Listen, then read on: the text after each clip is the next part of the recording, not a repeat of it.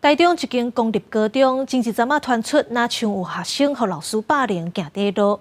今仔日阁有共校的学生出面指控，讲涉案的主任教官长期甲性骚扰，学生甲市府、老师讨救兵13届啊，煞拢无人要处理。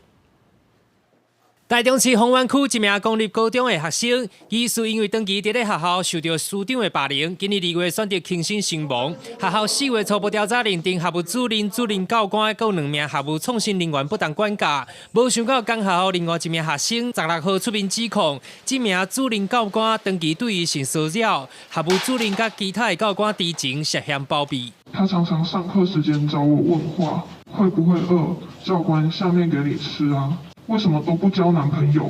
腿为什么这么细？等等，我终于忍不住表示觉得被骚扰，隐私被侵犯，很不舒服。可是我却遭到他训斥说，顽劣不服管教，价值观偏差，品性差劲，废物，去死一死！ 学生强调，曾经向校内师长5届求助，拢无受到处理。随后以电话信件的方式向台中市府订正备解，但是校方也是无依法启动性平机制，甚至也阁受到主任教官算笑，将高三后学期已经翕过的假单全部撤销，以逾时请假为由处分18支的警告。